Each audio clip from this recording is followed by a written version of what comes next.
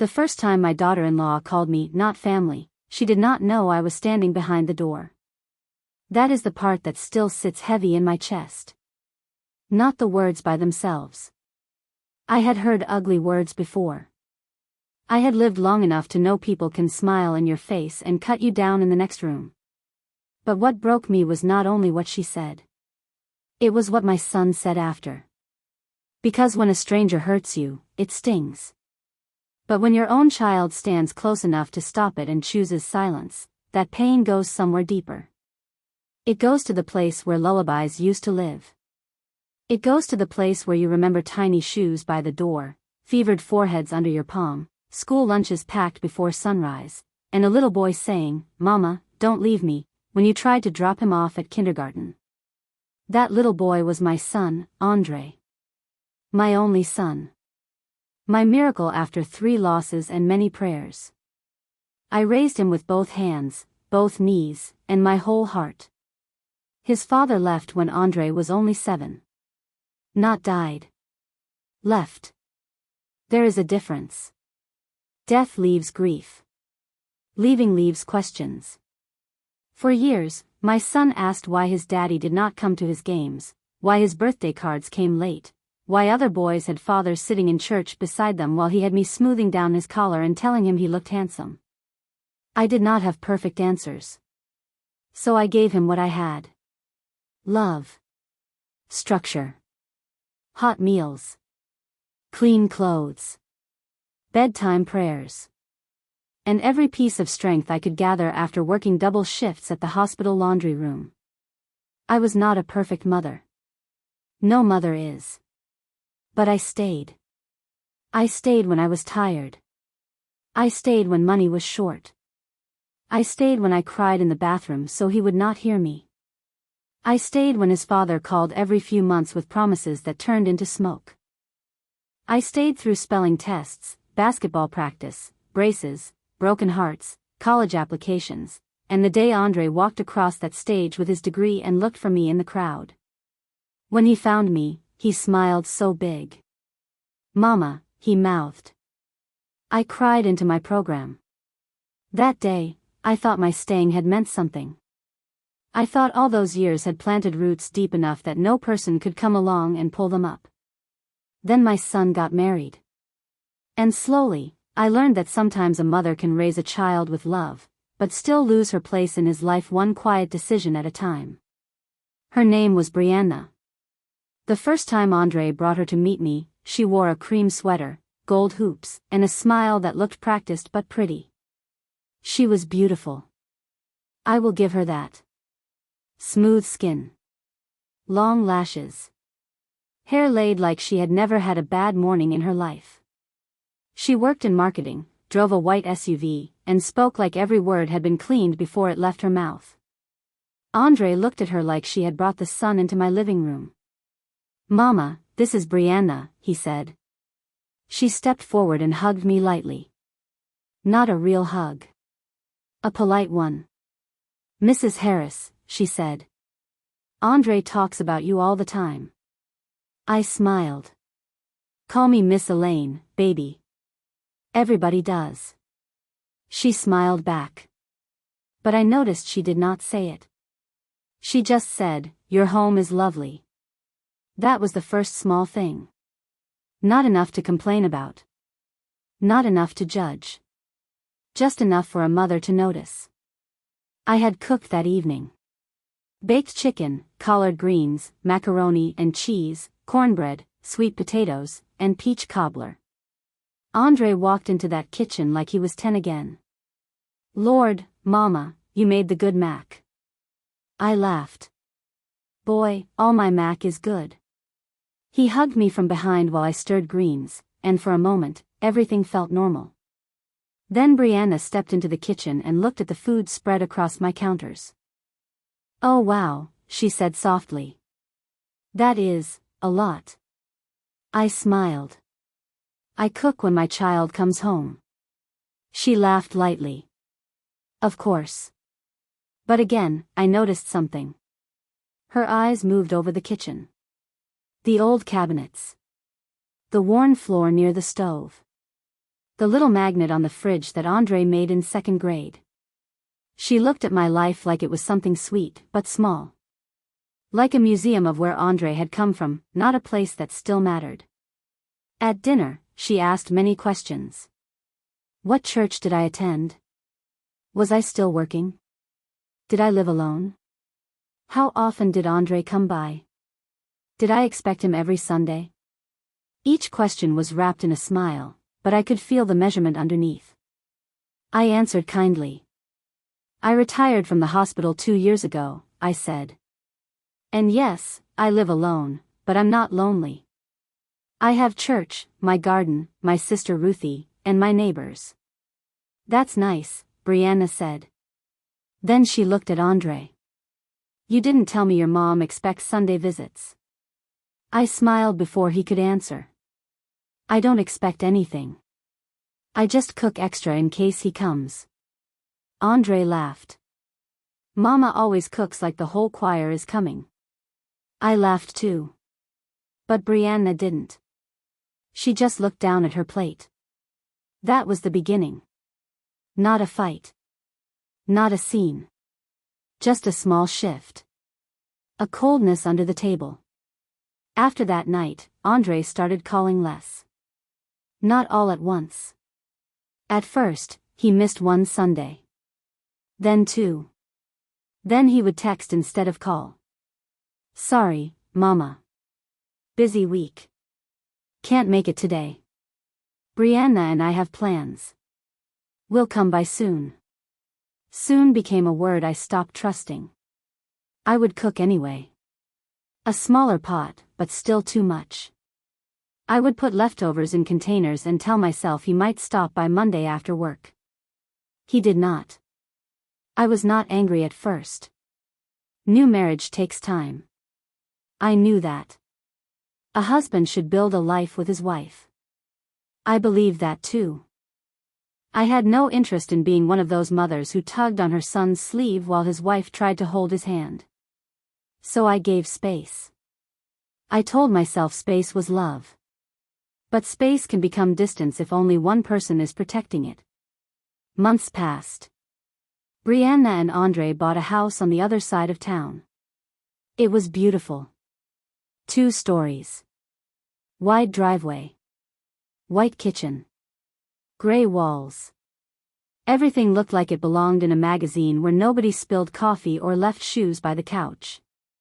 Andre invited me to the housewarming party. I came wearing a navy dress and carried a basket with dish towels, candles, and a framed photo of Andre at age 6 holding a missing front tooth smile. I thought Brianna would appreciate a piece of his childhood in their new home. When I handed it to her, she smiled.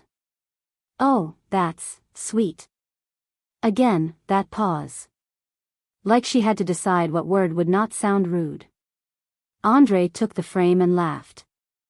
Mama, why you bring this picture? I look crazy. You looked loved, I said. He kissed my cheek. Brianna took the frame from him and placed it on the entry table. Later, I noticed it had been moved. Not to the living room. Not the hallway. Not even a bookshelf. It was sitting in the guest room on a side table, half hidden behind a lamp. I told myself not to be sensitive. A mother can talk herself out of pain many times before pain finally demands to be heard. At the party, I met Brianna's parents. Her mother, Celeste, wore a silk blouse and spoke with the calm confidence of a woman used to being listened to. Her father, Daniel, shook my hand and called me ma'am, with a polite distance that made me feel older than I was. They were not unkind. But I felt the difference. They stood near Brianna and Andre like the main family. I stood near the punch bowl answering questions from people who did not know what to call me. Are you Andre's aunt? No, baby. I'm his mother. Oh, sorry. It happened twice. The second time. I laughed it off. But inside, something pinched. Andre was busy that day, walking around. She would introduce me as Andre's mom, in a tone that sounded like a footnote. When they planned the wedding rehearsal dinner, I offered to help pay for part of it. Brianna said, "That's sweet, but my parents already have it handled." Handled. That word became her favorite wall. The flowers were handled.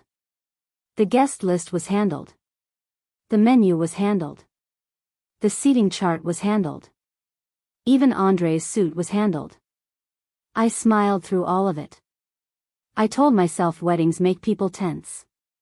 But one evening, Brianna called me about the mother-son dance. I had been looking forward to that dance quietly. Not because I needed attention, but because I had imagined it for years. Andre in a suit. Me in a soft dress. A slow song. Maybe a song for Mama, or something simple and sweet. A moment where all the years of raising him would sit gently between us. Brianna's voice was bright on the phone. "Mrs. Harris, I wanted to talk about the reception timeline."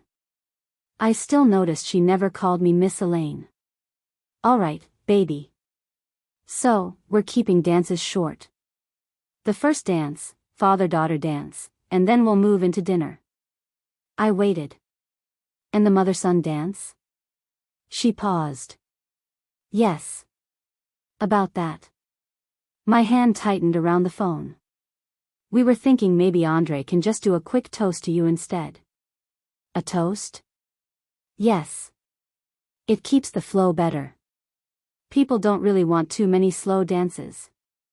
I sat down slowly. "Did Andre say that?" "Well, we discussed it. That's not what I asked." Another pause. Then her voice cooled a little. "Andre is fine with whatever makes the day smooth." Smooth. Handled. Flow. These were the words used to erase me politely. "I would like to hear that from my son," I said.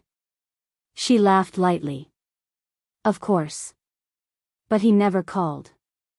3 days later, I called him. He sounded tired. "Hey, Mama." "Hey, baby. You busy?" "Kind of. Wedding stuff is crazy." "I know. I won't keep you long." Brianna mentioned replacing our dance with a toast. He sighed. That sigh hurt before he even spoke. "Mama, it's not a big deal." I looked at the wall. "Not a big deal. I thought it was something we would do." "I know, but Bree wants to keep things moving." "Bree."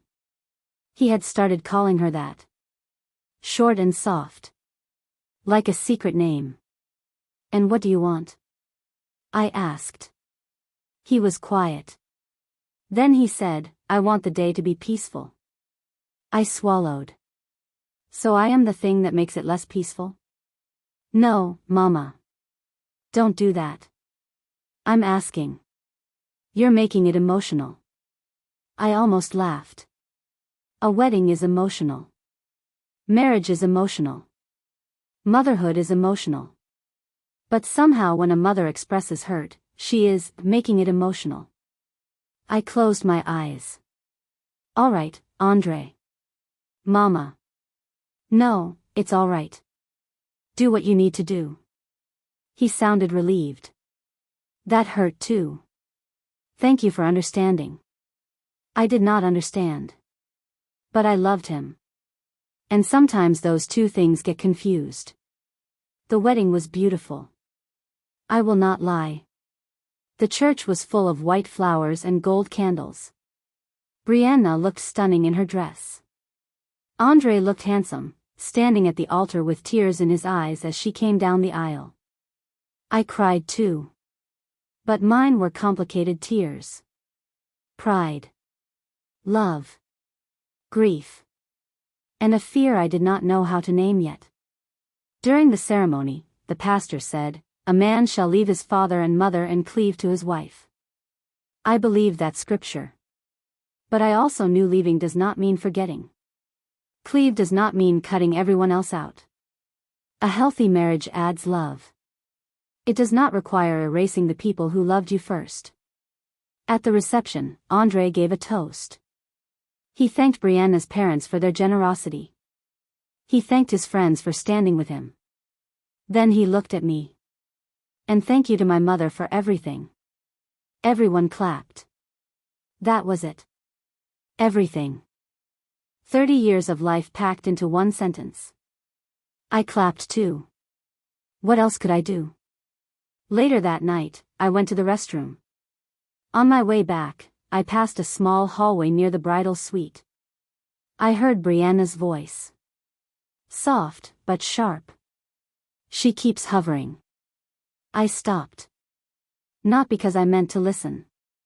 Because my name was not said, but my spirit recognized itself in the sentence. Then I heard another woman laugh. I think it was one of her bridesmaids. She's his mom. They're always like that. Brianna said, no, she needs to understand this is my family now. My stomach tightened. Then she said it. Clear as glass. She's not family the same way anymore. I stood there in that hallway, my hand against the wall. I told myself to walk away. But then I heard Andre's voice. He was in the room too. My son. My baby. My Andre. One of the bridesmaids said, you better tell him before she starts acting like she owns holidays. Brianna said, I already told him. We're not doing the whole mama's boy thing. There was laughter. Then silence.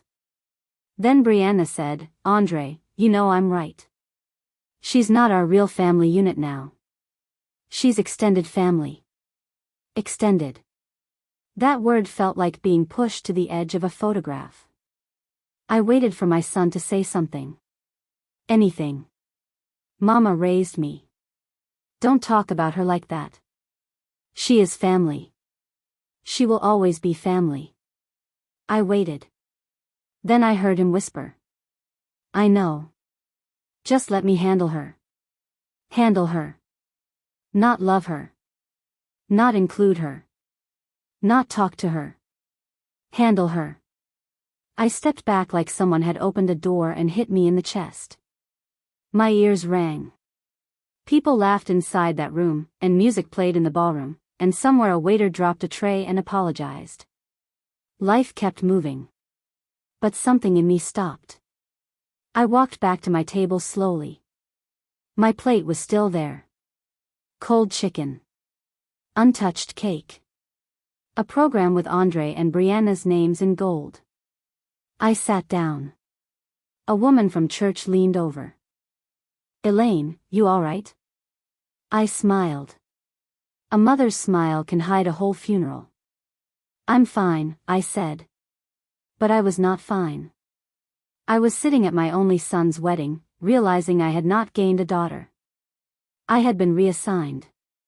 And my son had agreed. After the wedding, I tried to pretend I had not heard what I heard. That may sound foolish. Maybe it was. But sometimes your heart is not ready to admit what your ears already know. I went home that night, took off my dress, hung it carefully in the closet, and placed my shoes back in their box. Then I sat on the edge of my bed in my slip, looking at my hands. Hands that had worked. Hands that had cooked. Hands that had wiped tears. Hands that had held Andre's small fingers while crossing streets. Hands that had signed permission slips, paid tuition deposits, patched holes in jeans, and clapped until they hurt at every school program. Those same hands had been folded politely in my lap while my son whispered, "Let me handle her." I did not cry at first. I think my body was protecting me. Then I saw the little boutonniere they had given me at the wedding sitting on my dresser. A small white rose. Mother of the groom. That is what the box had said. Mother of the groom. Not extended family. Mother. I picked it up and held it. Then I cried so hard I could not breathe. The next morning, Andre called. I almost did not answer. But mothers answer. Even when we are hurting.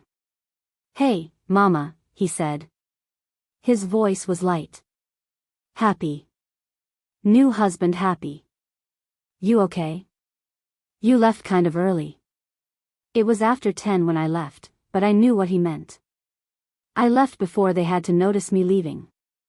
I was tired, I said. You had fun? I looked toward the window. The sun was bright. My curtains moved softly. I'm glad you had a beautiful day. He laughed. That's not what I asked. I swallowed. It was beautiful.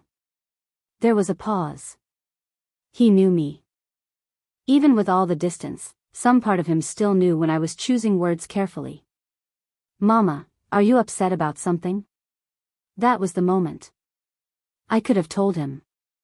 I could have said, Andre, I heard you. I heard your wife say I'm not family the same way anymore. I heard you say you would handle me. But I didn't. Not then. Because he was leaving for his honeymoon the next morning. Because I did not want to poison his first day as a husband. Because I was still trying to be the kind of mother who made things easy for him. So I said, no, baby. I'm just tired. He exhaled. Okay. I just wanted to check on you. I appreciate that. Love you, Mama. I closed my eyes. I love you too. When the call ended, I held the phone against my chest. There are times when I love you comforts you. And there are times when it confuses you because the person saying it has just hurt you in a way they do not even understand. Andre and Brianna went on their honeymoon. Pictures showed up online. Beaches. Dinner. Matching white outfits. Kissing by blue water. I liked the first picture. Then I stopped looking. Not because I did not wish them happiness. But because happiness that required my absence had started to feel like a room where I could not breathe. When they came back, I waited for them to visit. A week passed. Then 2. I called once. No answer. Andre texted later. Sorry, Mama. We're settling in. Settling in. That became the new reason. Before the wedding, it was planning. After the wedding, it was settling in. Then, busy season. Then, we're tired. Then, Brianna's family is coming over. I invited them for Sunday dinner. Andre said, maybe next week. Next week became a place where love went to disappear. Thanksgiving was the first real test. Every year since Andre was born, Thanksgiving had been at my house. Even when money was short, I cooked. Turkey, dressing, greens, macaroni, sweet potatoes, cranberry sauce, pound cake, and peach cobbler if I had the energy. Andre used to wake up early just to steal bits of turkey skin when he thought I wasn't looking. As he got older, he helped me carry chairs from the garage. After his father left, Thanksgiving became our proof that family was still family. That year, I started planning early. I called Andre 3 weeks before. Baby, what time should I expect you Thanksgiving Day? He hesitated. A small hesitation. But I heard it. Oh. Mama, we were going to talk to you about that. My heart tightened. About what? Bree's parents are hosting this year. I sat down. This year? Yeah. It's our first Thanksgiving married, so we thought. You thought you would not come here. We can stop by later. Later when? I don't know. Maybe dessert. Dessert. I had been moved from Thanksgiving to dessert. I kept my voice calm. Andre, we have always had Thanksgiving here. I know, Mama. You could come here earlier and go there later. He sighed. There's going to be a lot going on. At my house or hers? Mama, don't make it a competition. That sentence made me close my eyes. It is funny how people create a competition, then accuse you of racing. I'm not competing, I said softly. I'm asking to see my son on Thanksgiving. And you will. We said we'll try to come by. Try. Another word I stopped trusting. Thanksgiving Day, I cooked anyway. Not the full spread. But too much for one person. I made a small turkey breast, dressing, greens, and sweet potatoes. I set 3 plates out at first. Then I put 2 away. Around noon, I texted Andre. "Happy Thanksgiving, baby. Love you." He replied with a heart and a turkey emoji. No words. At 3, I saw Brianna's post. Family first. There they were. Andre seated beside her at a long table. Brianna's parents. Cousins. Aunts. Children. Candles. A beautiful turkey in the middle. Andre smiling with his hand on Brianna's shoulder. Family first. I stared at those words. Then I put my phone face down. At 6:30, Andre called. "Hey, Mama. We may not make it." I looked at the food wrapped in foil on my stove. "That's all right." "You sure?" "No." "Yes. It's just getting late, and Bree is tired." "Okay. We'll come this weekend." "Okay." "Mama, why do you sound like that?" I almost said, "Like what?" Like a mother eating Thanksgiving alone while her only son sits under someone else's family first caption. But I did not. I said, "I'm just tired." There it was again. The lie of tiredness. He accepted it because it was easier. That weekend, they did not come. Christmas was worse. Brianna wanted to start new traditions. I understood new traditions. But new should not always mean replacing. I asked if they would come Christmas morning for breakfast like Andre always did. He said they were doing Christmas morning alone as a couple. I asked about Christmas Eve. Brianna's parents had a dinner. I asked about the weekend before. They were traveling. I finally said, "Andre, when will I see you?" He got quiet. Then he said, "Mama, we'll figure something out." Figure something out. Like I was a dentist appointment. Like I was a package delivery. Like I had not spent Christmas Eve nights wrapping his gifts after midnight and putting batteries in toys with swollen fingers. I hung up and sat by my little tree. I had already hung his childhood ornaments. The paper angel he made in first grade. The little blue ball with his name painted crooked. A tiny basketball ornament from when he made varsity. I touched them one by one. That year, I spent Christmas morning at church. After service, Sister Ruthie invited me to her house, but I said no. I went home, made tea, and watched old movies. Andre called at 8:42 p.m. "Merry Christmas, Mama." "Merry Christmas, baby." We've been meaning to call all day. Meaning to. I smiled at the ceiling. "That's all right. We'll come by New Year's." They did not. By January, I stopped inviting first.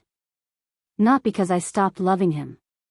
Because every unanswered invitation was teaching me shame, and I was tired of being a student. Then something happened in March. My sister Ruthie fell and broke her ankle.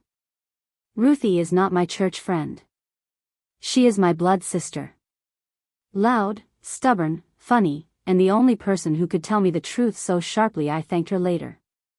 I spent several days helping her after the hospital.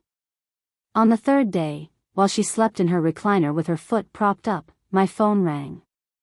Andre. I smiled despite myself. "Hey, baby." "Hey, Mama. You busy?" "I'm at your Aunt Ruthie's." "Oh. She okay?" "She broke her ankle." "What? When?" "3 days ago." "You didn't tell me." I paused. That was true. I had not told him. Not because I was hiding it. Because I had grown used to handling things without him. "I didn't want to bother you," I said. He sounded offended. "Bother me?" "Mama, that's family." "Family." That word again. I almost said, "Am I?" Instead, I said, she's all right. She just needs help for a while. He was quiet. Then he said, Bree and I actually wanted to talk to you about something. There it was. The real reason. I looked over at Ruthie sleeping, mouth slightly open, one hand on the blanket. All right. We're planning a family dinner next month. Kind of a birthday thing for Bree's dad. But also we want both families together. Both families. My heart, foolish thing, lifted a little. That sounds nice. Yeah. Bree thought it would be good. Bree thought.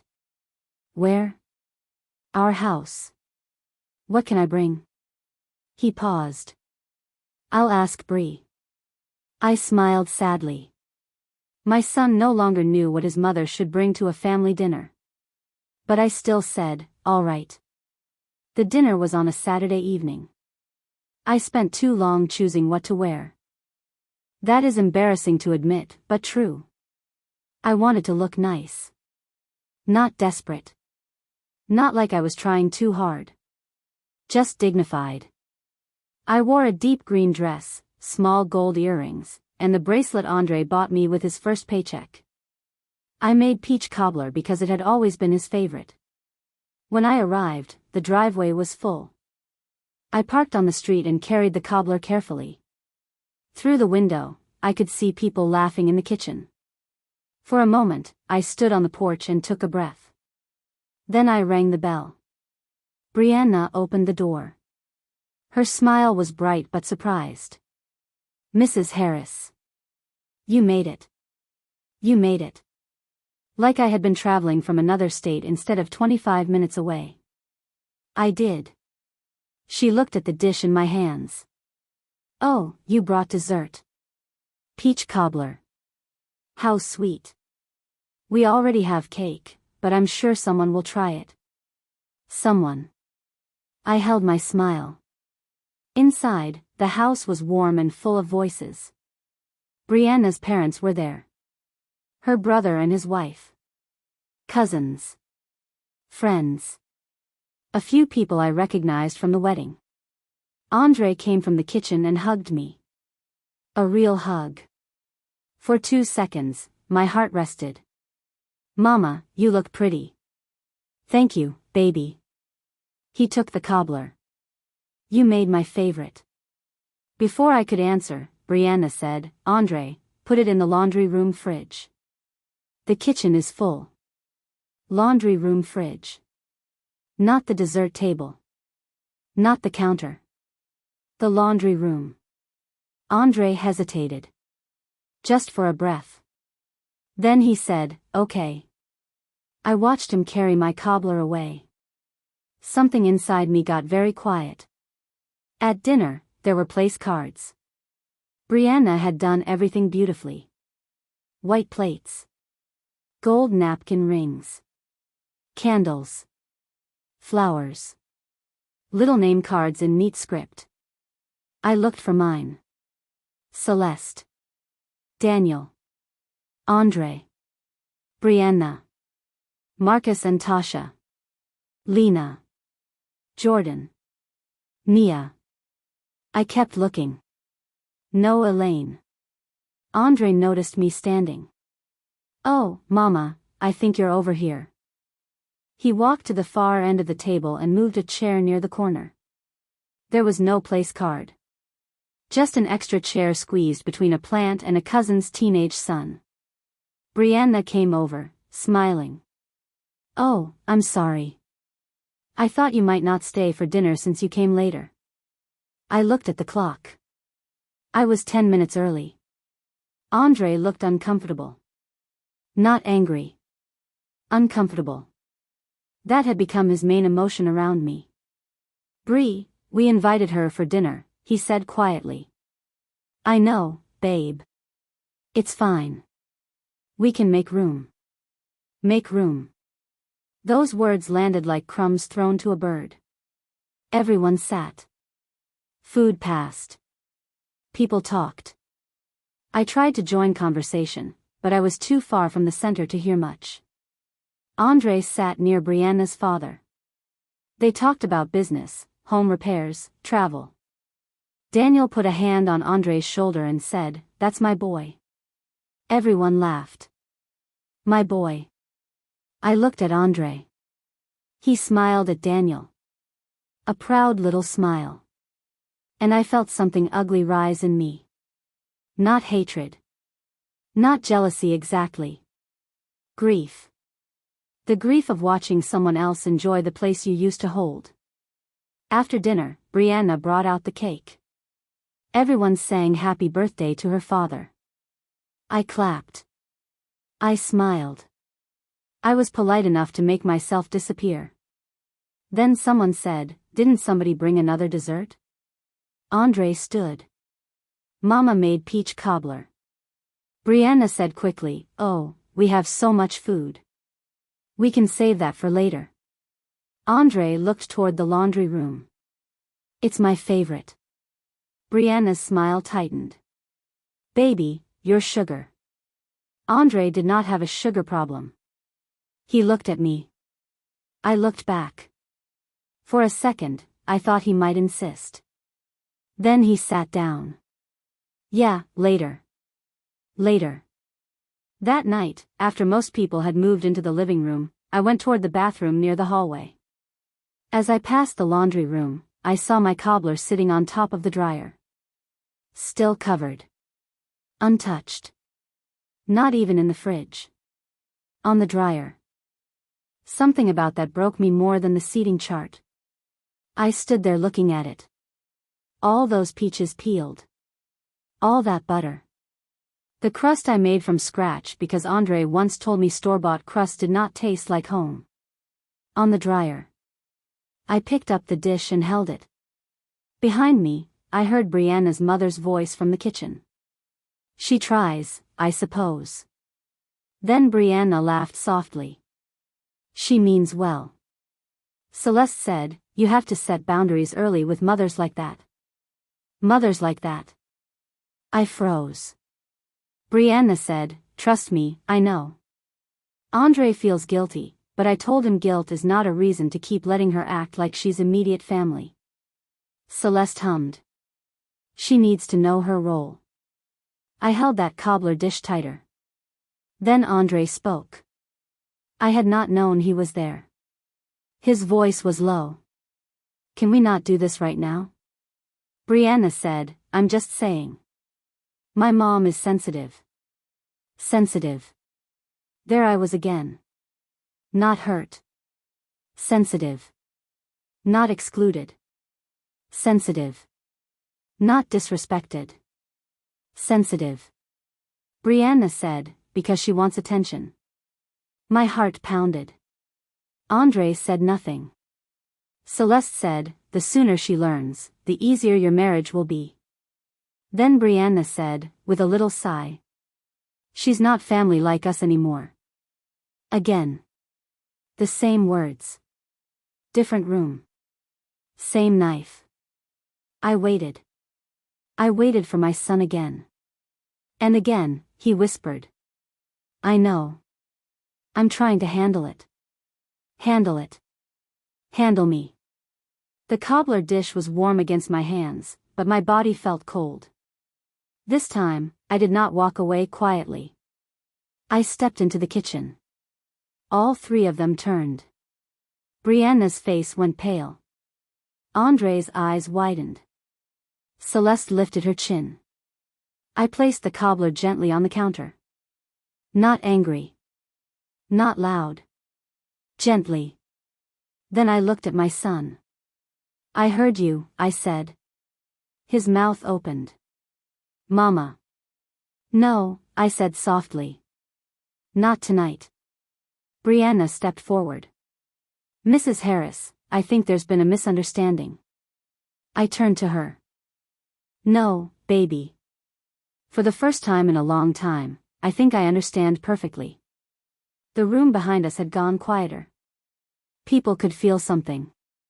Andre looked ashamed. Good. Shame is not always bad. Sometimes shame is the soul admitting it saw itself. I looked at him one more time. "I'm going home." He moved toward me. Let me walk you out. I stepped back. No. You have handled me enough. His face changed like I had slapped him. I picked up my purse and walked to the front door. No scene. No shouting. No tears in front of them. I had given that house enough of my dignity already. When I reached my car, Andre came outside. Mama, wait. I opened my door. He stood under the porch light, still wearing the nice sweater Brianna probably picked for him. Mama, please. I turned around. The night air was cool. My hands were shaking, but my voice was not. I heard you at your wedding too. He froze. I nodded slowly. Yes. I heard her say I wasn't family the same way anymore. And I heard you say you would handle me. His face fell. Mama, I didn't mean. You meant enough to say it twice. He looked down. I'm trying to keep peace. I gave a sad little laugh. Peace for who, Andre? He looked at me. Because it has not been peaceful for me. He rubbed his face. You don't understand what it's like. No, baby. I do. I understand that you are trying to be a husband. And you should. But being a husband does not require you to become a stranger to the woman who raised you. His eyes filled. I saw my little boy then. Just a flash. But I could not let that flash make me forget the man standing in front of me. I'm sorry, he whispered. I nodded. I believe you are sorry you got caught. He flinched. That one hurt him. It hurt me too. But truth is not always soft. I got in my car. He put a hand on the door before I could close it. Mama, please don't leave like this. I looked at him. And how should I leave, Andre? Smiling? Quiet? Carrying my cobbler from the laundry room like I didn't hear your wife and her mother decide my place? He said nothing. I pulled the door gently from his hand. Go back inside. Your family is waiting. His face crumpled. Mama. I closed the door. Then I drove home. This time, I did not cry. That scared me more than tears. I drove with both hands on the wheel, looking straight ahead, feeling something inside me finally stand up. Not anger. Not revenge. A boundary. When I got home, I did not call Ruthie. I did not call anyone. I took off my bracelet, the one Andre bought me, and placed it in the drawer. Not because I stopped loving him. Because that night, I needed to remember I was more than his mother. I was Elaine. A woman with a heart. A woman with dignity. A woman who had been handled long enough. For 3 days after that dinner, I did not hear from Andre. Not a call. Not a text. Not even one of those little heart emojis he sent when he wanted to seem present without having to be present. I told myself I was fine. I watered my plants. I went to church. I helped Ruthie with her ankle. I folded laundry. I cleaned out the refrigerator. I did all the things women do when their hearts are lying face down on the floor and they do not want anyone to trip over it. But every time my phone made a sound, my body reacted before my mind did. I would look. A pharmacy coupon. A church message. A weather alert. Not Andre. By the 4th day, Ruthie had enough.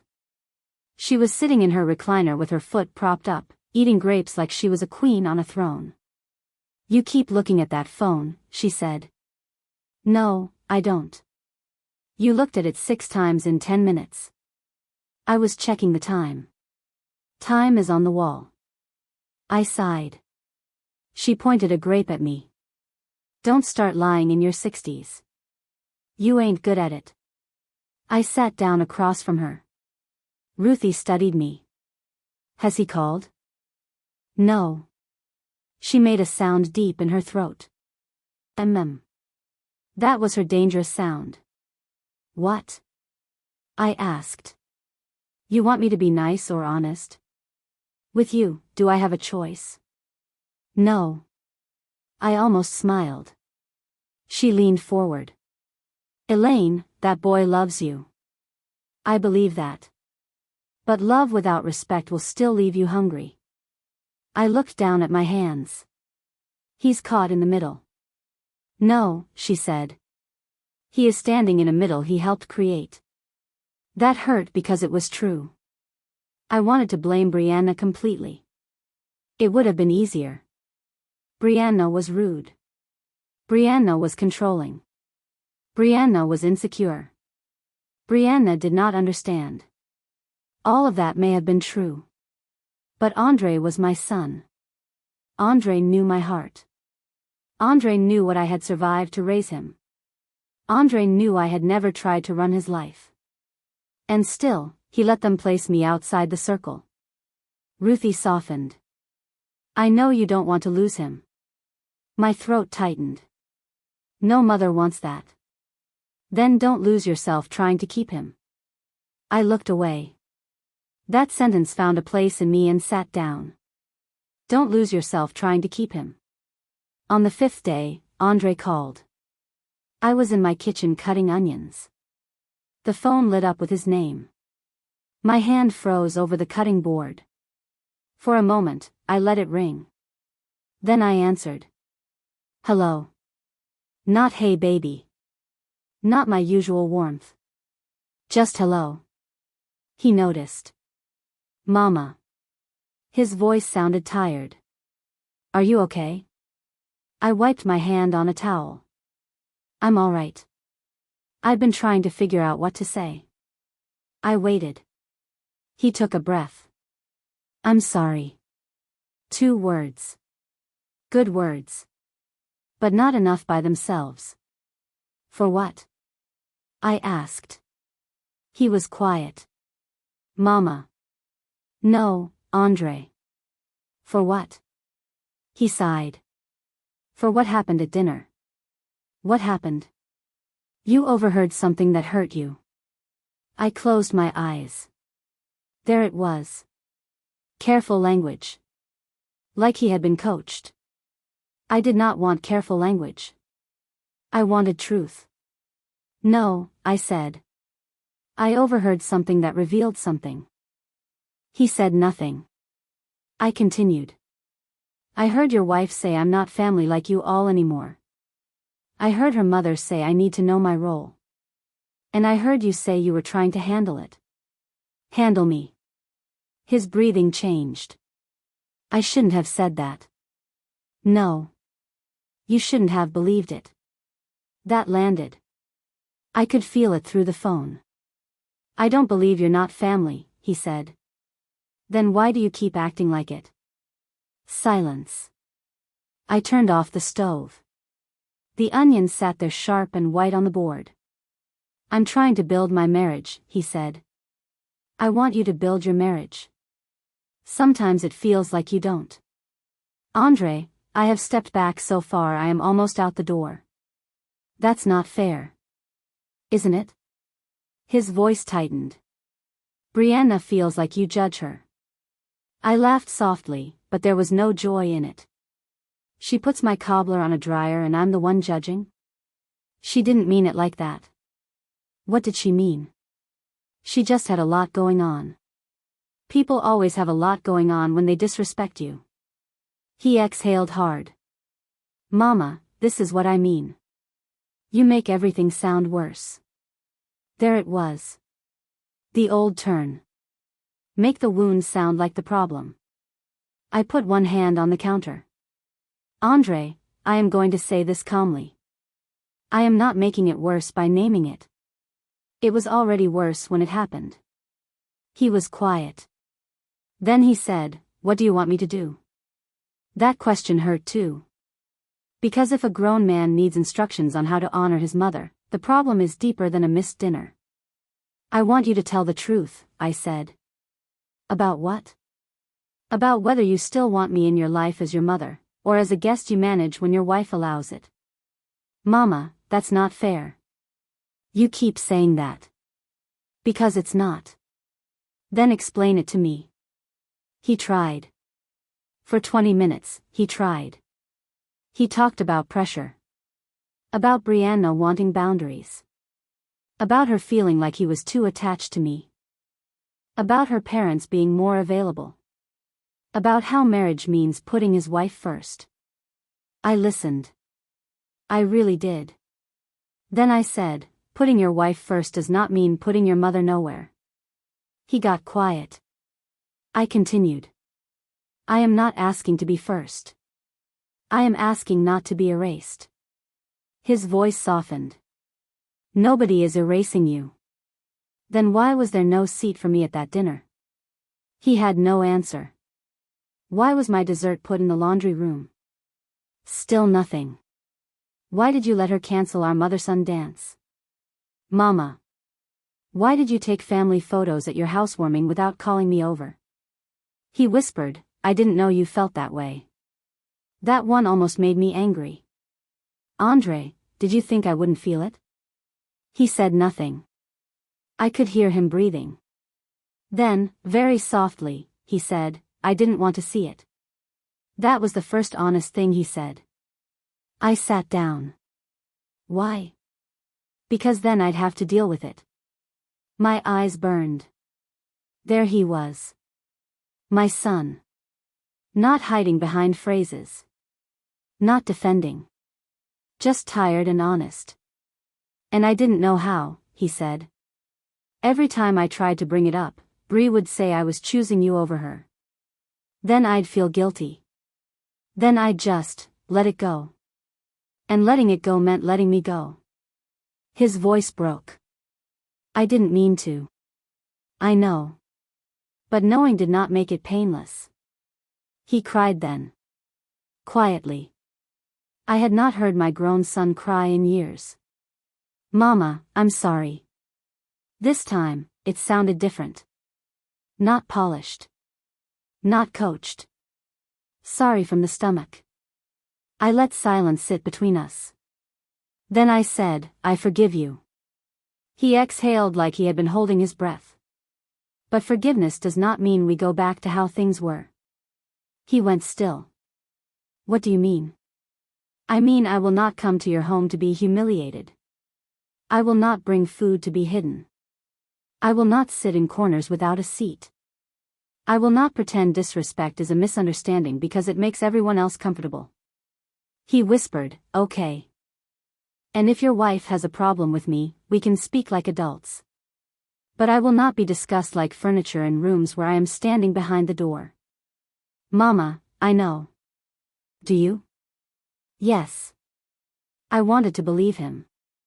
I did believe part of him. But belief and trust are not the same. Trust has to walk home slowly after it has been pushed out. We ended the call with tenderness, but not full peace. He said he wanted to come see me. I said he could. Alone. That paused him. Alone? Yes.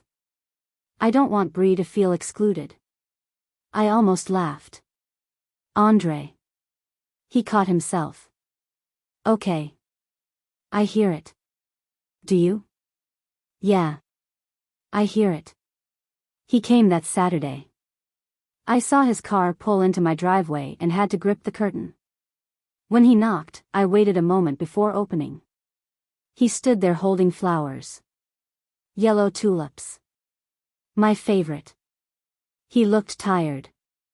Older than he had before marriage, though he had only been married months. Hi, Mama. Hi, Andre. He stepped inside. For a second, we stood awkwardly in the living room where he had once thrown a football and broken my lamp. Then he hugged me. Not quick. Not polite. A real hug. His shoulders shook. I held him. I did not say it was okay. Because all of it was not okay. But I held him because he was still my child. We sat at the kitchen table. I made coffee. He looked around the kitchen like he had not really seen it in years. The same yellow curtains. The same old table. The same little crack in the tile near the pantry. I miss this place, he said. I poured coffee into his mug. It's been here. He looked at me. That landed. He nodded. I know. We talked for 2 hours. Not perfectly. Sometimes he got defensive. Sometimes I got sharp. Sometimes we both had to stop and breathe. He admitted Brianna did not like how close we had been. He said she believed a man should leave and cleave fully. I said again, leaving is not erasing. He nodded. He told me Brianna thought I judged their lifestyle. I asked how I had shown that. He admitted I had not said anything. She says you have a look, he said. I almost smiled. A look? You know. A mother look. Andre, I have had this face since 1961. He laughed then. A real laugh. For a moment, my kitchen softened. Then he got serious. She thinks you don't respect her as my wife. I respect her place. I do not respect her disrespect.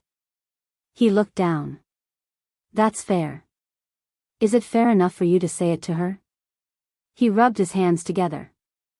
I need to figure out how. That was not the answer I wanted.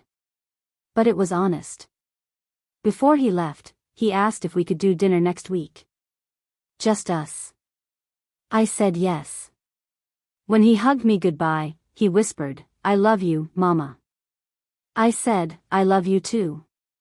After he left, I stood on the porch and watched his car drive away. My heart felt lighter. Not healed. Just less heavy. But later that night, my phone buzzed. A text from Brianna. Mrs. Harris, I'm disappointed you asked Andre to come without me. I thought we were family. I stared at that message. I read it twice. Then I laughed. Not because it was funny. Because sometimes people who push you out get offended when you stop begging to come in. I did not respond right away. I made tea. I sat at my table. I prayed for patience. Then I typed. Brianna, I did not ask Andre to exclude you. I asked my son to speak with me privately about hurt between us. That is healthy. I am willing to speak with you too, but only with honesty and respect. She replied within seconds. Respect goes both ways. I wrote back. Yes, it does. Then I put the phone down. The next morning, Andre called. I knew before I answered that she had spoken to him. His voice was tense. Mama, Brianna is upset. I'm sure she is. She feels like you're trying to come between us. No, Andre. I am trying to stop being stepped on between you. He sighed. She wants to talk. Good. With both of us. That is fine. She thinks we should all clear the air. I looked out the window. Clear the air. People love that phrase when they want the injured person to speak softly so the guilty person can leave feeling clean. I will speak, I said. But I will not be managed. Nobody answered for a second. Then Andre said, okay. The meeting was set for Sunday afternoon at their house. I almost said no to going there. After the dinner, that house felt like a place where my dignity had been asked to remove its shoes at the door. But I decided to go. Not to make peace at any cost. To speak truth in the place where I had been diminished. I wore a simple cream blouse, brown slacks, and low heels. I did not bring food. That felt important. I arrived on time. Brianna opened the door. Her smile was tight. Mrs. Harris. Brianna. Andre stood behind her, nervous. We sat in the living room. No coffee was offered. No water. Just 3 people sitting like a storm had pulled up a chair. Brianna started. I want to say first that I never meant to hurt you. That sounded good. Then she kept going. But I feel like you have not respected the transition Andre and I are making as a married couple. I folded my hands. Can you give me an example? She blinked. Well, expectations. Traditions. Calling. Wanting holidays. I invited my son for Thanksgiving and Christmas. Is that disrespect? It's not that you invited. It's the emotional pressure. I looked at Andre. He looked at the floor. I turned back to her. Brianna, did I guilt you? Did I raise my voice? Did I demand? No, but the sadness. I sat back. My sadness is not an attack. She looked surprised. I continued. I am allowed to feel hurt when I am excluded. You are allowed to build traditions with your husband. Both can be true. But what you have done is treat my existence like a threat. Her cheeks flushed. That's not fair. There was that phrase again. I looked at Andre. Do you hear how often fairness is brought up only when I name the hurt, not when the hurt happens? He swallowed. Brianna crossed her legs. I think you're making me sound cruel. I am repeating what I experienced. I never said you weren't family. I held her eyes. Yes, you did. Her face changed. Andre looked up. I said quietly, at the wedding. And at your father's dinner. The room went still. Brianna looked at Andre.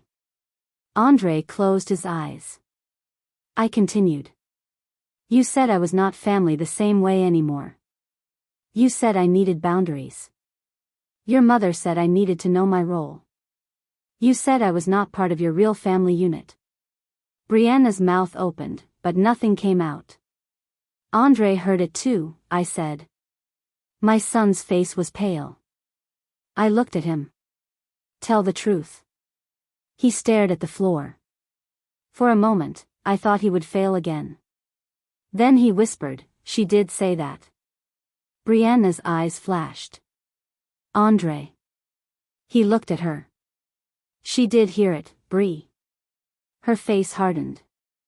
So now you're both against me. I shook my head. No. Truth is not against you. It is just standing in the room. Brianna stood up. I knew this would happen. Andre stood too.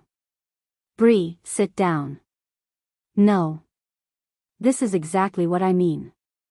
She makes you feel guilty and then you choose her. I stood slowly. Nobody was going to talk over me while I sat beneath them. I am not asking him to choose me over you, I said. I am asking him not to choose disrespect over me. She looked at me with tears in her eyes now. But I could not tell if they were sorrow or frustration. Maybe both. You don't know what it's like, she said. I kept my voice gentle. Then tell me. She laughed bitterly. You had him his whole life. I blinked. There it was. Not the full truth. But the door to it. She wiped her face quickly. Everything is Mama this, Mama that. Mama's cooking. Mama's traditions. Mama's church. Mama knows best. Do you know what it feels like to marry someone and feel like you're competing with a ghost from his childhood? I looked at Andre. He looked stunned. Brianna continued. My family includes spouses. My mother made space for him. My father treats him like a son. But with you, I always felt like I was being measured against some perfect bond one could never touch. Her voice broke. And maybe I got mean. Fine. But I was tired of feeling like the other woman in my own marriage. The room went quiet. That was the first time Brianna had sounded human to me. Not polished. Not sharp. Human. I let the silence breathe. Then I said, Brianna, I am sorry you felt like you had to compete with me. She looked surprised. I continued. But I need you to hear me. I did not create that competition. I did not ask Andre to compare your food to mine. I did not ask him to bring my name into your arguments.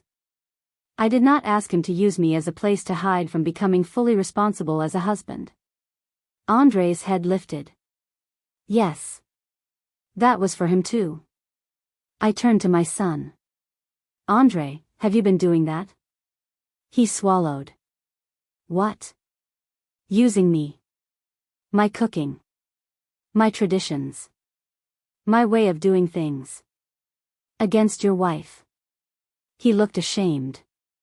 Brianna stared at him. After a long silence, he said, maybe. Brianna laughed sadly. Maybe? He rubbed his face. Yes. Sometimes. I didn't mean to. I sat down again. Intentions do not erase impact. Brianna looked at me then. Maybe for the first time, not as an obstacle. As a woman. I said, you two have marriage work to do that has nothing to do with me. And I will not be the excuse anymore. Not for your disrespect, Brianna. And not for your avoidance, Andre. Nobody spoke. I picked up my purse. Andre said, Mama, don't leave. I am leaving because I said what I came to say. Brianna wiped her face. I'm sorry for saying you weren't family. I looked at her. That apology sounded like it cost her something. I nodded. Thank you. She looked down. And for the cobbler. That one surprised me. I almost smiled, but I didn't. Thank you. Andre walked me to the door.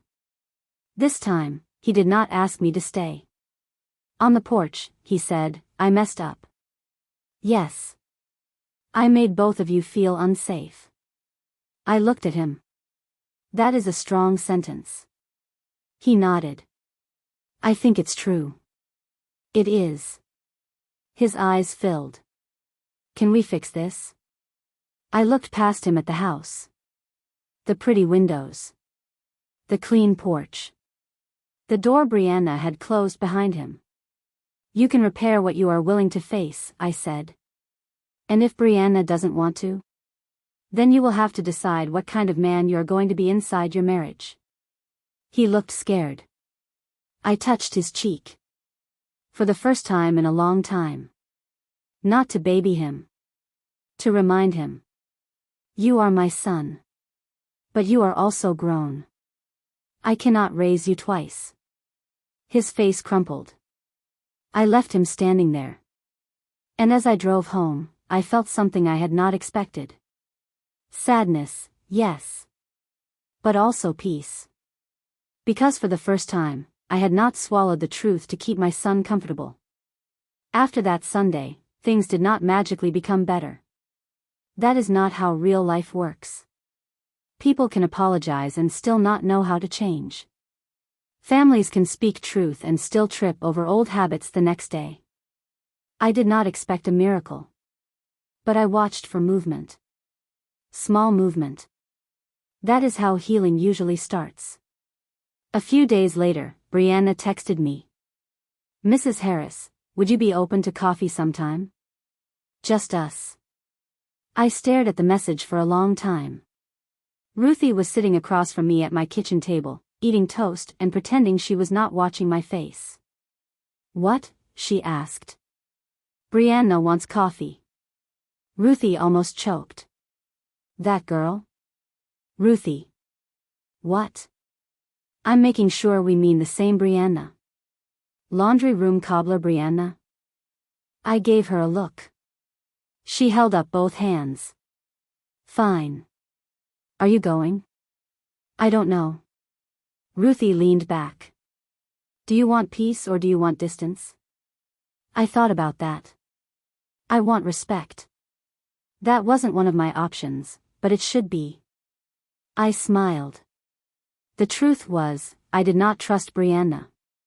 Not fully. Maybe not even halfway. But I believed in leaving a door unlocked when someone showed up holding honesty instead of excuses. So I replied. Yes. We can meet Saturday morning. We chose a small cafe near my church. Public. Quiet. Neutral. I arrived early. Old habit. Brianna arrived 5 minutes late wearing jeans, a soft blue sweater, and no heavy makeup. She looked younger without all the polished armor. "Mrs. Harris," she said. "Brianna." We ordered coffee. For a minute, we just sat there.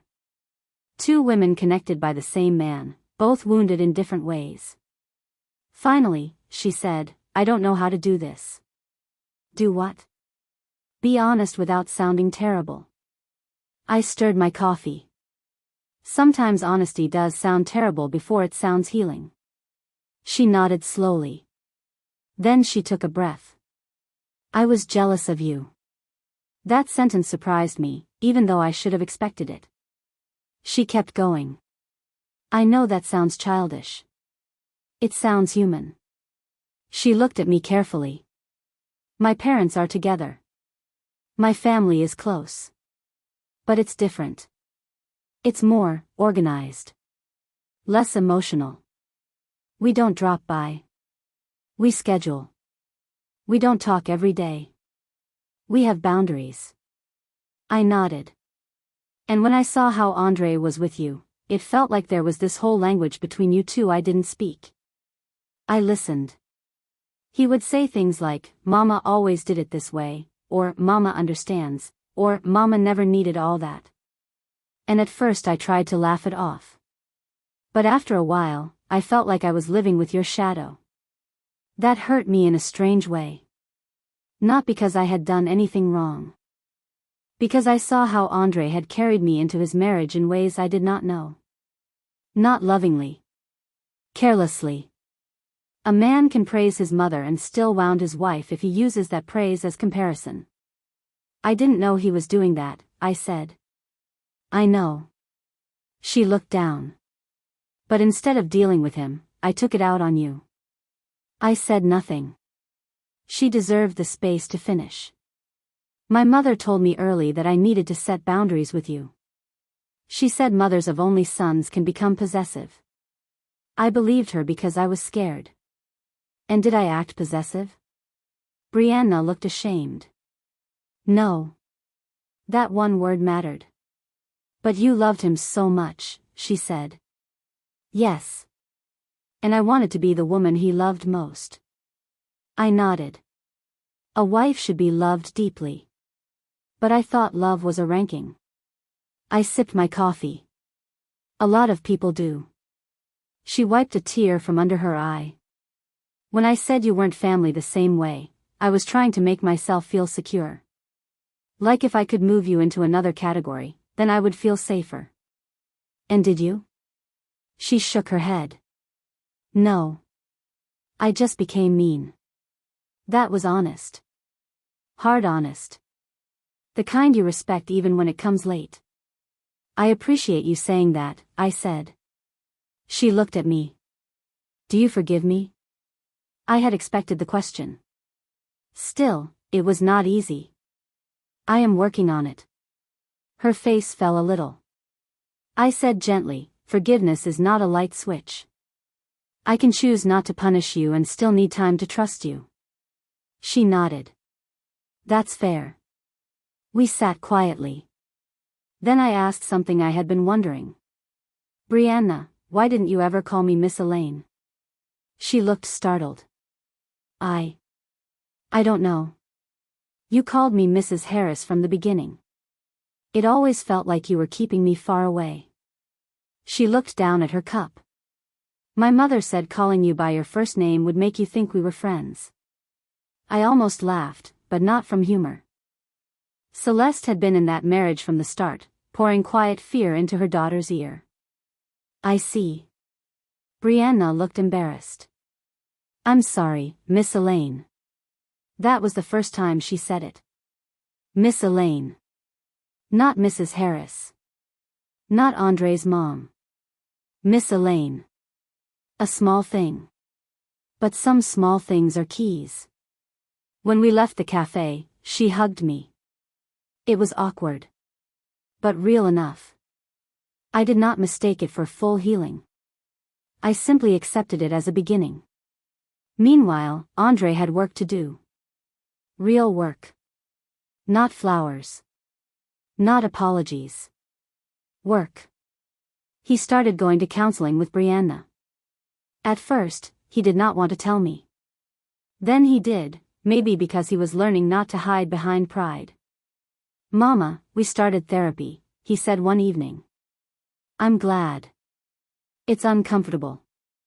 "Good." He laughed softly. "Good. Comfort is not always where growth happens." He sighed. "You sound like the therapist." "I was a mother before she had a license." He laughed again. Those little laughs started returning. Not the same as before. Different. More careful. But real. He began calling on Sundays. Not every day. Not like when he was younger. That was all right. I did not need my grown son to call me like a boy. I needed him to call like a man who remembered love. The first few calls were stiff. He would ask about church. I would ask about work. We would talk about Ruthie's ankle or the weather. But slowly, the conversations deepened. One Sunday, he said, "I realized I used you as an escape." I was sitting on the porch shelling peas. "What do you mean?" "When marriage got hard, I'd compare Brianna to you. Not always out loud. Sometimes in my head. But enough that she felt it. I kept shelling peas. That was unfair to her. I know. And unfair to me." He paused. "To you?" "Yes. You turned my love into a measuring stick. That is not what I gave it to you for." He was quiet. Then he said, "I never thought of it like that. Most people don't think while they are using someone else's name to win an argument." He laughed once, softly. Then he said, "I'm sorry, Mama. I know. And I'm sorry for making you feel like a burden." My hands stopped. That one went deeper. I looked at the bowl of peas in my lap.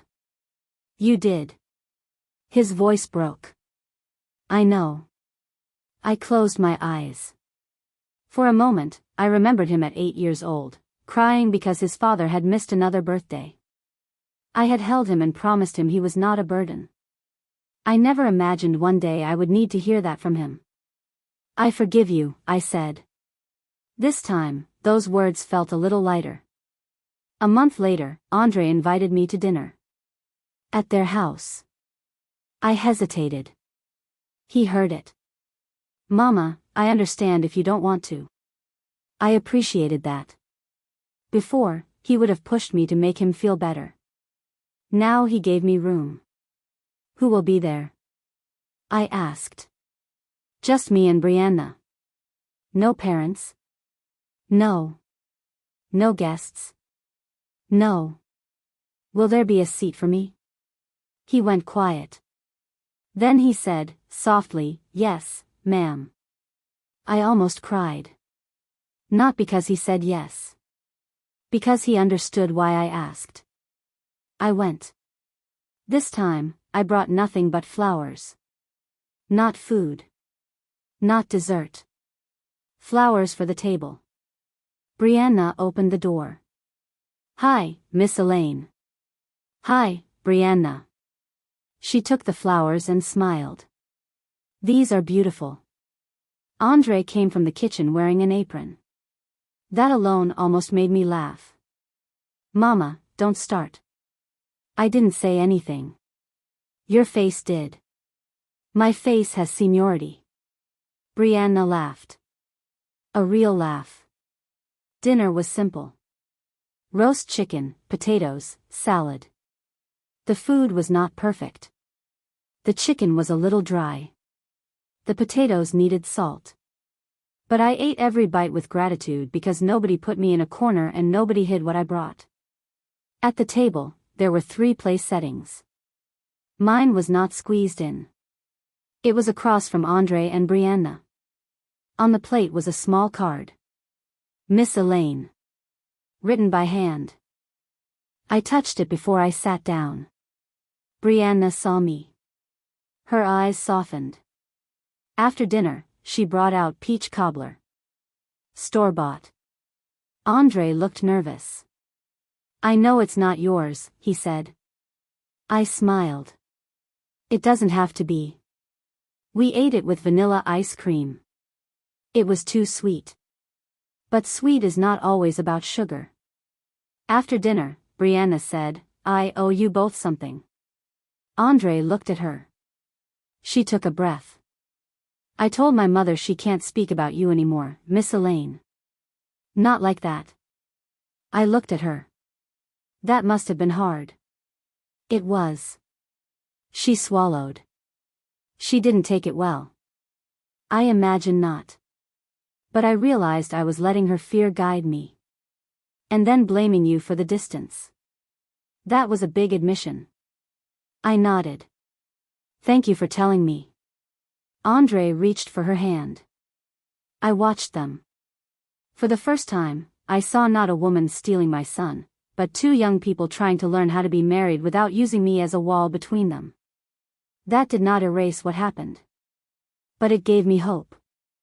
As months passed, new patterns formed. Thanksgiving came around again. I did not assume. That was new for me. Andre called in October. Mama, we want to talk about Thanksgiving early. I smiled. All right. We were thinking lunch at your house, dinner at Bree's parents'. Or we can alternate years if that feels better. He sounded nervous. I let him finish. No pressure, he said quickly. We just don't want you feeling left out. I closed my eyes. Left out. He said it. He named it.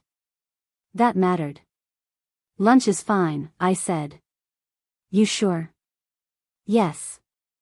But I don't want you rushing through it like a chore. We won't. And Brianna is welcome.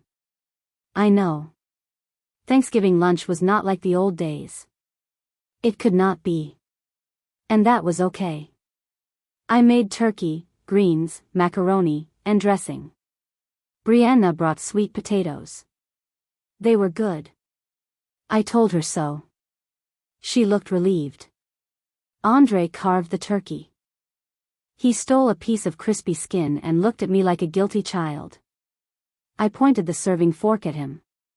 I saw that. He grinned. For a moment, time folded. My little boy was there. But this time, his wife was there too. Not as an enemy. As family learning how to sit at the table without pushing anyone out. After we ate, Andre stood with his plate and said, Mama, can we take a picture? I almost dropped the spoon. Of what? All of us. All of us. He set his phone on the counter and put it on timer. Brianna stood on one side. Andre in the middle. Me on the other. Then he stopped. No, he said. He moved me to the middle. Mama, you go here. I looked at him. He smiled softly. Please. So I stood in the middle. The timer blinked.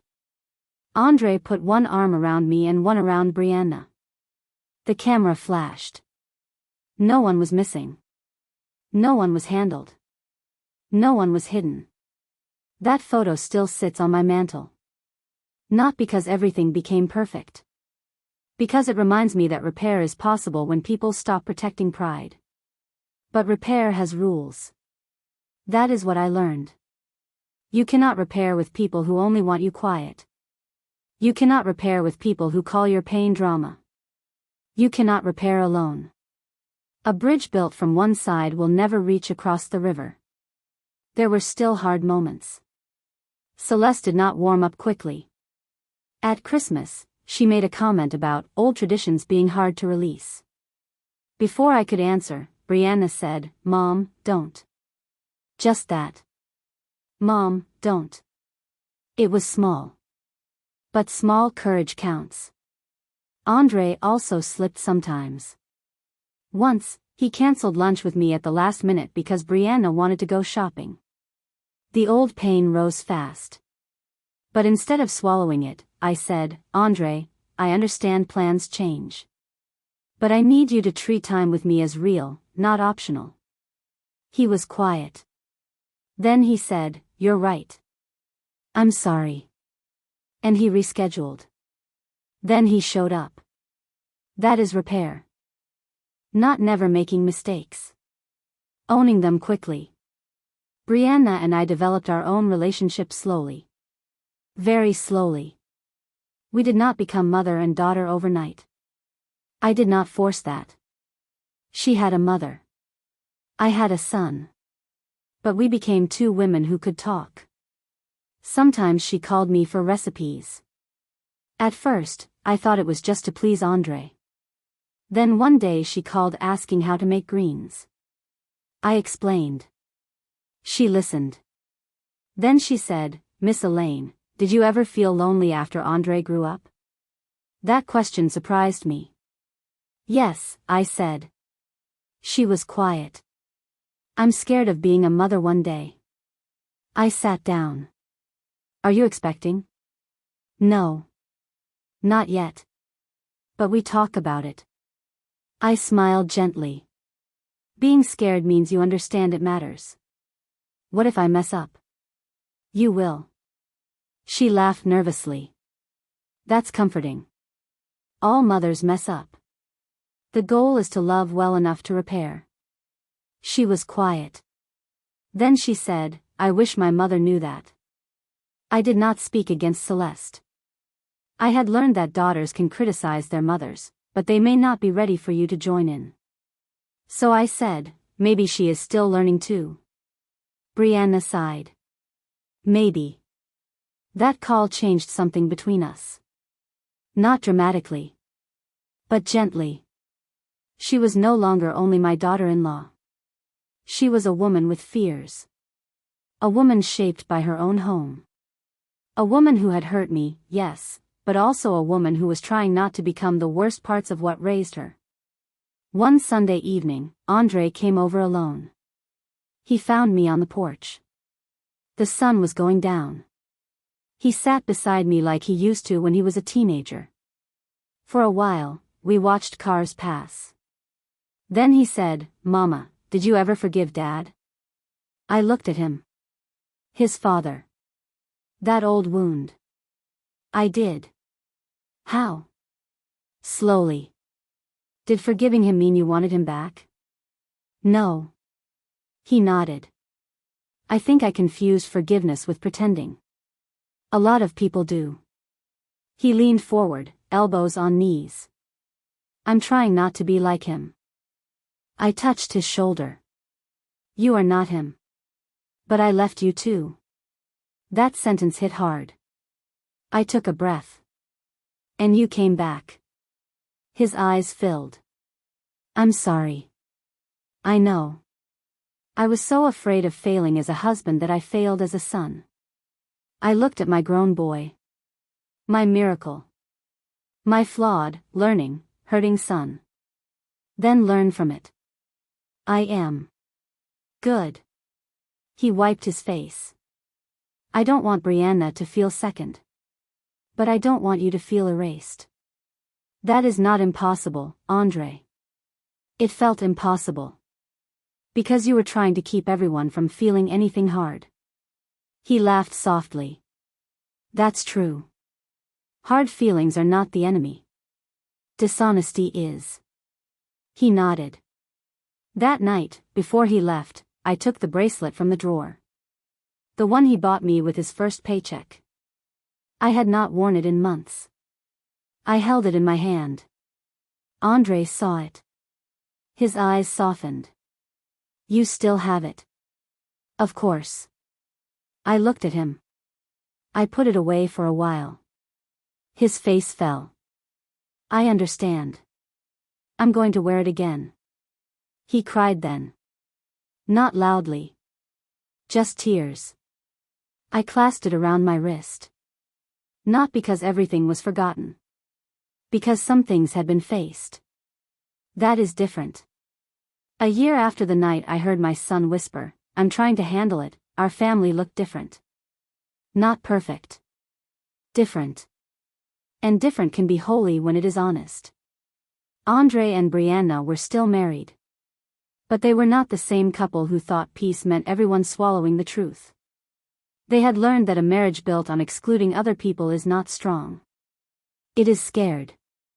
They learned that boundaries are not weapons unless you use them to punish. I learned too. I learned that being a mother does not mean accepting every small humiliation just because you are afraid of being left behind. I learned that grown children can love you and still hurt you. I learned that sometimes you have to stop making excuses for them long enough for them to hear the sound of their own choices. And I learned that forgiveness does not mean rushing back into the same room with the same rules. Sometimes forgiveness stands at the door and says, "I love you, but I will not shrink to fit inside your comfort." That spring, Brianna invited me to a women's brunch at her church. I almost said no. Not because I was angry. Because new closeness after pain can feel strange. You get used to guarding your heart. Then when someone reaches for it gently, you do not always know whether to hand it over or check for traps. I called Ruthie. She invited me to brunch. Ruthie said, "Is there cobbler?" Ruthie. I'm just asking. I need to know if this is a safe environment. I laughed. She said, "Go. But drive yourself." That was Ruthie's wisdom. Show up with love, but keep your keys. So I went. Brianna met me at the door. She looked nervous, which made me feel strangely calm. "Miss Elaine, I'm glad you came. Thank you for inviting me." She introduced me to women at her table. "This is my mother-in-law, Miss Elaine. Not Andre's mom. Not Mrs. Harris. My mother-in-law." She said it warmly. I sat beside her. The brunch was nice. There were flowers on the tables, fruit plates, muffins, coffee, and women dressed in spring colors. The speaker talked about family wounds and healing. At one point, she said, "Some of us learn to protect ourselves by controlling everything. But control cannot give you the love you are afraid to ask for." Brianna looked down. I looked at her. Her eyes were wet. After the speaker finished, we sat quietly. Then Brianna whispered, "That sounded like me." I touched her hand. "A little." She laughed through tears. "Only a little?" I smiled. "Baby steps." She smiled too. After brunch, we walked outside together. The sun was bright. She said, "Miss Elaine, I never thanked you." For what? For not turning Andre against me. I looked at her. That was never my goal. I know. But you could have. I thought about that. Maybe I could have tried. I had enough pain to make a case. But turning a son against his wife is not healing. It is just another kind of control. I wanted Andre to see clearly, I said. That is different. She nodded. I'm learning that. Then she said something I did not expect. My mother still thinks I gave in. I kept walking. And what do you think? She took a breath. I think I grew up.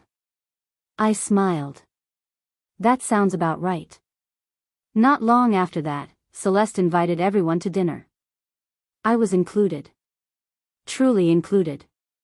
At first, I did not want to go. Celeste and I had never had an honest conversation after everything. She was polite at holidays, but her politeness had corners. Still, Andre asked me gently. Mama, only if you want to. That mattered. Only if you want to. Not, please don't make this hard. Not, can you do this for me? Choice. I chose to go.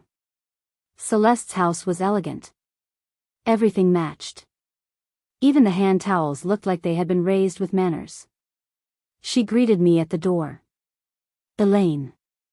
Celeste. No hug. That was fine. Dinner was formal, but peaceful.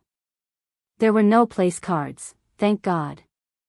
Andre sat beside Brianna. I sat across from them. Celeste watched me in that careful way of hers. After dessert, Daniel took Andre into the den to show him something about a tool set. Brianna went to help her brother with coffee. For the first time, Celeste and I were alone in the dining room. She folded her napkin slowly. "I owe you an apology," she said. I did not move. I had learned not to rush toward words just because they sounded pretty. She continued. "I gave Brianna bad advice." I looked at her. "What advice?" "To guard her marriage from you." The room was quiet. She looked uncomfortable, but she kept going. "My mother-in-law was difficult. She interfered. Criticized. Made me feel like I stole her son. When Brianna married Andre, I saw old ghosts and called them wisdom." That sentence stayed with me. Old ghosts called wisdom. How many families are hurt that way? Someone bleeds in one generation and hands the bandage to the next like a weapon. Celeste looked down. "You did not deserve how I spoke about you." "No," I said softly. "I did not." She nodded. "And I am sorry." I believed her. Not completely. But enough. "Thank you," I said. She looked at me. "I still believe young couples need boundaries." "So do I." She seemed surprised. "I just don't believe boundaries should be built from fear and disrespect." Celeste nodded slowly. "No. I suppose not." It was not a warm conversation. But it was real. Sometimes real is better than warm. After that, things became easier. Not perfect. But easier. Celeste stopped making little comments. Brianna stopped looking to her mother before answering family questions. Andre stopped trying to keep everyone pleased. And I stopped waiting for someone to hand me a place. I brought my own dignity wherever I went. That summer, Andre and Brianna announced they were expecting a baby. They came to my house to tell me. I knew the moment I opened the door. Brianna's eyes were shining. Andre looked like he had swallowed the sun. "Mama," he said. I put my hand over my mouth. "Are you?" Brianna nodded, crying. I hugged her first. That surprised all of us. She held on to me tightly. "I'm scared," she whispered. "I know, baby." Andre wrapped both of us in his arms. For a moment, the three of us stood in my doorway crying like fools. Happy fools. Later, over tea, they told me they wanted me involved. Not in charge. Involved. That word mattered. Brianna said, "I want our baby to know both sides. Not as competition. As love." I cried again. Pregnancy softened Brianna in some ways and frightened her in others. She called me more. Not every day. But often. "Miss Elaine, is this normal?" "Miss Elaine," Andre bought the wrong crackers and I cried. "Miss Elaine, how do you know if a baby blanket is too thick?" Sometimes I knew. Sometimes I told her to ask her doctor. I am an auntie, not Google. Andre became protective, but not controlling. Once, I heard him on the phone say, "Bree, call your mom too. Both grandmas should know." Both grandmas. That healed something I had not told him was still sore. At the baby shower, I walked in with Ruthie beside me. Ruthie had healed from her ankle and returned to full dramatic speed. "If they put us near a plant again," she whispered, "I'm taking a centerpiece." Behave. I'm 64. Too late. But there was no corner seat. No forgotten place. Brianna had saved a chair for me near the front. Next to Celeste. Celeste looked at me and smiled. Elaine. Celeste. Progress. Brianna opened gifts. Tiny clothes. Blankets. Bottles. Books. Andre stood behind her with his hand on her shoulder, looking overwhelmed and proud. Then Brianna picked up a small wrapped box. "This one is from Miss Elaine," she said. She opened it carefully. Inside was a framed photo. Not of Andre alone. Not of me and Andre. It was the Thanksgiving photo. Me in the middle. Andre on one side. Brianna on the other. On the bottom of the frame, I had added a small engraving. "Love makes room." Brianna stared at it. Andre wiped his eyes. The room got quiet. Brianna stood, walked over, and hugged me. A real hug. Not light. Not polite. Real. "Thank you," she whispered. I held her. "You're welcome, baby." That moment did not erase the hallway. It did not erase the laundry room cobbler. It did not erase the words, "She's not family." But it stood beside them as proof that pain is not always the final author. When the baby was born, it was a girl. They named her Naomi Elaine. I told them they did not have to use my name. Brianna said, "We know." Andre said, "We wanted to." The first time I held Naomi, she was wrapped in a soft white blanket, her little face scrunched like she was already tired of this world's foolishness. I looked down at her and felt the kind of love that makes time disappear. Andre stood beside the hospital bed. Brianna watched me with tired eyes. "Hi, Naomi," I whispered. "I'm your Grandma Elaine." Not extended. Not handled. Grandma. Naomi opened one tiny hand. I placed my finger in her palm. She gripped it. Strong. I laughed through tears. "She's got a grip."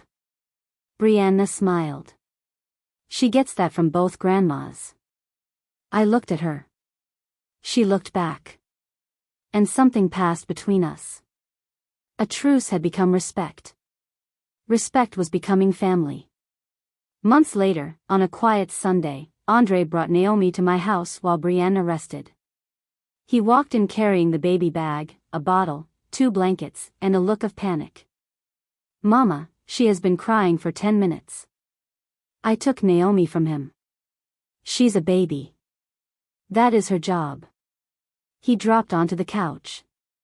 "I don't know how you did this alone." I looked at him while rocking my granddaughter. There it was.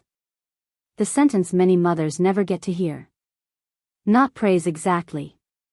Recognition. "I did it because I loved you," I said.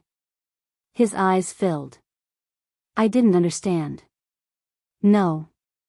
You couldn't." "I understand more now." I nodded. "That is how life works." Naomi settled against my shoulder. Andre watched us. Then he said, "Mama, I'm sorry for making you feel like you didn't matter." The apology was not new. But fatherhood had given it another layer. I sat beside him. "I know. I look at her," he said, voice breaking, "and I can't imagine her growing up and making me feel like that." I touched his hand. "Then remember that feeling." He nodded, crying quietly. "I will." I looked at my son. There had been a time when I wanted him to understand my pain immediately. But some understanding only comes when life places a mirror in your arms. Naomi became that mirror. Over time, Sunday dinners returned. Not every Sunday. And not always at my house. Sometimes at Andre and Brianna's. Sometimes at Celeste's. Sometimes we skipped because people were tired, and nobody turned that into a war. That was growth too. Love does not have to be constant to be real. It has to be honest. One Sunday, when Naomi was old enough to sit in a high chair and throw peas like confetti, we all gathered at my house. Ruthie was there. Celeste and Daniel came too. Brianna helped me in the kitchen. Andre was trying to clean peas from the floor while Naomi laughed like she had won. Ruthie said, "That baby has your spirit, Elaine." I said, "Don't put that on the child." Everyone laughed. After dinner, Andre asked for peach cobbler. I had made one. Of course I had. This time, I placed it right in the center of the table. Brianna looked at it, then at me. Her eyes softened. "I still feel bad about that," she said quietly. I cut the first piece. "You should." Her eyes widened. Then I smiled. "But not forever." She laughed, relieved. I gave her the first slice. That was not surrender. It was peace. There is a difference. Later, after everyone left, I sat alone in the living room. The house was messy. Baby toys on the rug. Dishes in the sink. A little smear of sweet potato on my sleeve. My mantle held the Thanksgiving photo, Naomi's hospital picture, and the old photo of Andre with the missing tooth smile. All of them together. Past and present. Pain and repair. I thought about that hallway at the wedding.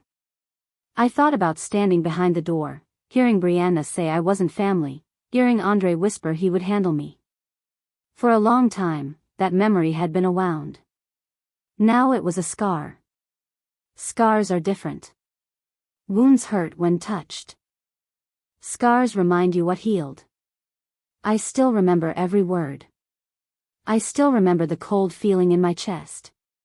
But I no longer live inside that moment. That is what healing gave me. Not forgetfulness. Freedom. If you are a mother listening to this, maybe you know that kind of pain. Maybe your grown child got married and suddenly you became a guest in the life you helped build. Maybe you are afraid to speak because you don't want to be called jealous. Maybe you swallow hurt because you think that is what a good mother does. I want to tell you something gently. Being a good mother does not mean disappearing. Being a respectful mother-in-law does not mean accepting disrespect. And loving your child does not mean letting their marriage turn you into a stranger. There is a way to step back without being pushed out. There is a way to honor their home without losing your place in their heart. There is a way to forgive without pretending the pain did not happen. But it takes truth. Truth from the daughter-in-law who feels threatened. Truth from the son who avoids hard conversations. Truth from the mother who is hurt but still must not control. Everybody has work to do. In my family, Brianna had to face her fear. Andre had to face his weakness. And I had to face my silence. Because yes, I was hurt. But I also stayed quiet too long. I smiled through too much. I called loneliness being tired. I called exclusion new traditions. I called disrespect wedding stress. I thought silence would keep my son close. But silence only gave pain a room to grow. The night I finally spoke, I did not get everything back. But I got myself back. That was the beginning. Now when Andre calls, I do not answer like a starving woman grateful for crumbs. I answer like a mother who knows she is loved, but also knows she has value beyond being needed.